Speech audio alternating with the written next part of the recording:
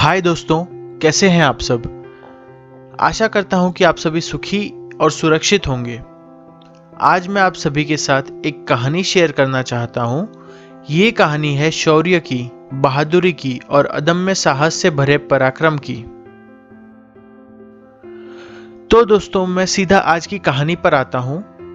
ये कहानी है हटिया से चलकर गोरखपुर को जाने वाली मौर्य एक्सप्रेस की। दिनांक 2 सितंबर 2010 को शाम के 5 बजे मौर्य एक्सप्रेस रांची स्टेशन पर आकर रुकी।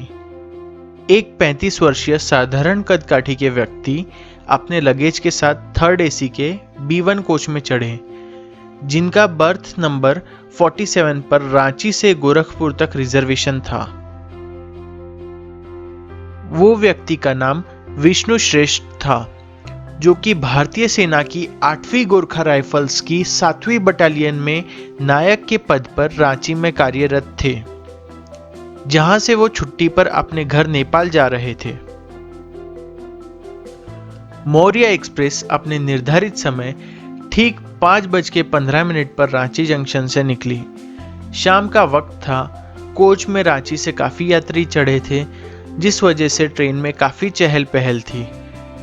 ढलती शाम के साथ सफर और भी सुहावना होता जा रहा था। ट्रेन अपने सही समय से सभी निर्धारित हॉल्ट्स पर रुकते हुए चल रही थी। देर रात कोटशिला जंक्शन पर भी ट्रेन अपने निर्धारित समय से पहुंची, जहां से कुछ लोग ट्रेन में चढ़े। उन लोगों में से लगभग 40 लोग हथियारबंद लुटेरे थे। जब ट्रेन आधी रात को चित्तरंजन के घने जंगलों से गुजर रही थी, तब लुटेरों ने ट्रेन के सभी डिब्बों में हथियारों के दम पे लूटपाट शुरू कर दी। जब लुटेरे B1 कोच में आकर लूटपाट करने लगे, तब सभी सामान्य यात्री घबरा गए और लुटेरों के कहने पर सभी ने अपने मोबाइल फोन्स, गहने, घड़ियां और बाकी सारी कीमती सामान लुटेरों को दे दिए और सभी यात्री घबराहट के वजह से लुटेरों की हर बात मानने लगे। ठीक सभी यात्रियों की तरह विष्णु ने भी बिना कोई विरोध किए अपना सभी सामान लुटेरों के सामने रख दिया और अपने आप को एकदम शांत और संयमित रखने का प्रयास किया। लेकिन जब श्रेष्ठ ने देखा कि सामने बैठी 18 वर्षीय लड़की से लुटेरों ने छेड़छाड़ और बदसलूकी करना शुरू किया और फिर लड़की की इज्जत लूटने का प्रयास किया, तो श्रेष्ठ से ये देखा नहीं गया और उन्होंने चुप्पी तोड़ते हुए लुटेरों को रोकने की कोशिश की। लेकिन लुटेरों पर उनकी बात का कोई असर नहीं हुआ। ये देखकर श्रेष्ठ के सब्र का बांध टूट गया और उनके अंदर का सिपाही जाग गया। उन्होंने अपने खुखरी से एक लुटेरे पर अनगिनत वार किए, जिससे वो बुरी तरह से घायल हो गया और फिर उस लुटेरे को श्रेष्ठ ने पकड़ के कवर की तरह यूज किया और बाकी लुटेरों से जंग की, जिसमें विष्णु ने 8 लुटेरों को बुरी तरह से घायल किया और 3 लुटेरों को मौत के घाट उतार दिया। ये देखकर बाकी सारे लुटेरे डर के भाग गए।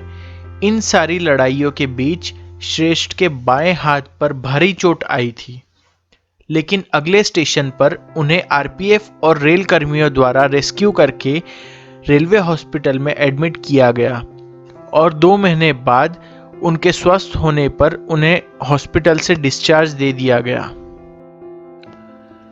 सभी घायल लुटेरों को आरपीएफ ने गिरफ्तार किया और 3 लुटेरों के शवों को ट्रेन से उतारा गया। उन सभी लुटेरों से लूटा हुआ सामान बरामद किया गया, जिसमें लगभग 4 लाख रुपए नगद, 45 मोबाइल फोन्स, 7 लैपटॉप, 11 सोने के हार, 14 घड़ियां और कई एटीएम कार्ड समेत 2 पिस्तल और कई जिंदा कारतूस के साथ 10 खंजर भी बरामद किए गए। दोस्तों, मैं यहाँ बताना चाहूंगा कि खुखरी एक तरह का बड़ा धारदार नेपाली चाकू होता है, जो भारतीय सेना की गोरखा रेजिमेंट के सभी सैनिकों को दिया जाता है और सभी गोरखा सैनिक खुखरी को अपने शरीर के एक अभिन्न अंग की तरह मानते हैं और हमेशा अपने साथ रखते हैं। विष्णु स्वस्थ होके ड्यूटी ज्वाइन करने पहुंचे तो उनका छावनी में भव्य स्वागत किया गया। उन्हें सरकार द्वारा डाकुओं पर घोषित किए गए इनाम प्रतिरूप 50,000 रुपये दिए गए। साथ ही गोरखा रेजिमेंट की तरफ से इनाम स्वरूप चांदी की खुखरी, रैंक प्रमोशन और अदम्य साहस, असाधारण वीरता और अपनी जान की परवाह न करते हुए उत्कृष्ट युद्ध कौशल दिखाने के लिए भारतीय सेना की तरफ से सेना मेडल और गृह मंत्रालय की तरफ से उत्तम जीवन रक्षा मेडल प्रदान किया गया। दोस्तों, विष्णु ने जिस लड़की को डाकुओं से बचाया था, उस लड़की के परिवार ने भी अपनी तरफ से विष्णु को नगद इनाम देने का प्रयास किया, परंतु विष्णु ने इनाम लेने से साफ इनकार करते हुए कहा कि जैसे युद्ध में दुश्मन से लड़ना एक सैनिक के रूप में मेरा कर्तव्य है, वैसे ही हर नारी की रक्षा करना भी मेरा एक सामाजिक कर्तव्य है।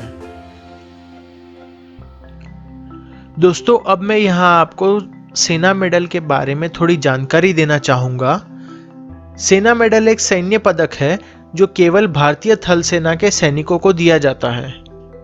ये मेडल केंद्रीय सरकार द्वारा भारतीय थल सेना के आग्रह पर सैनिकों को दिया जाता है।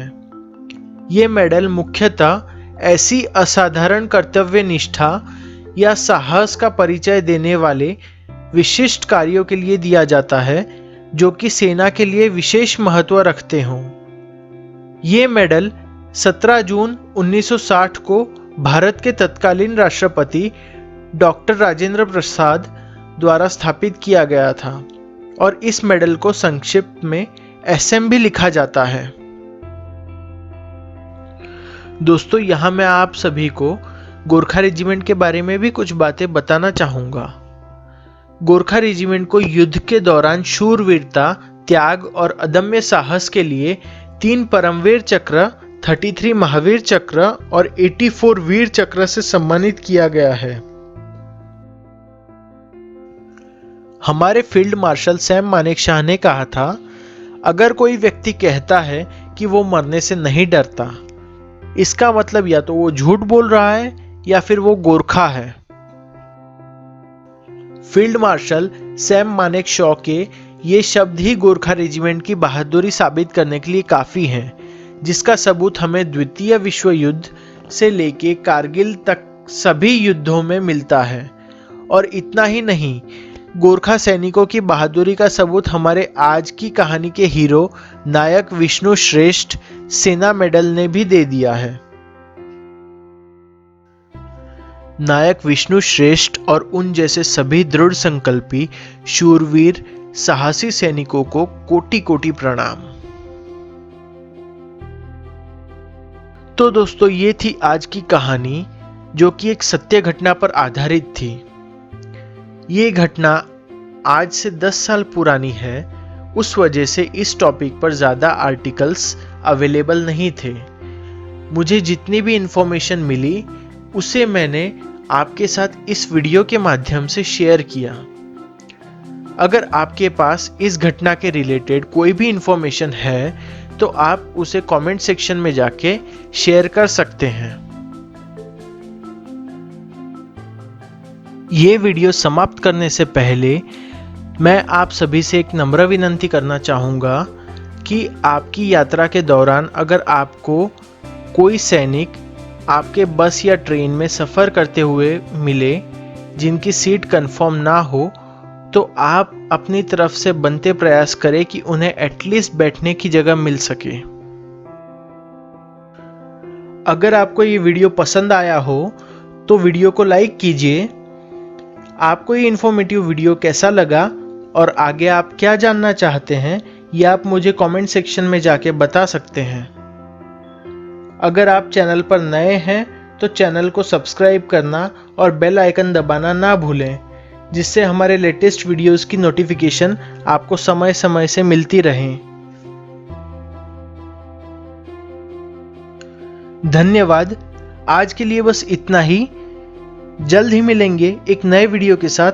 तब तक के लिए जय हिंद।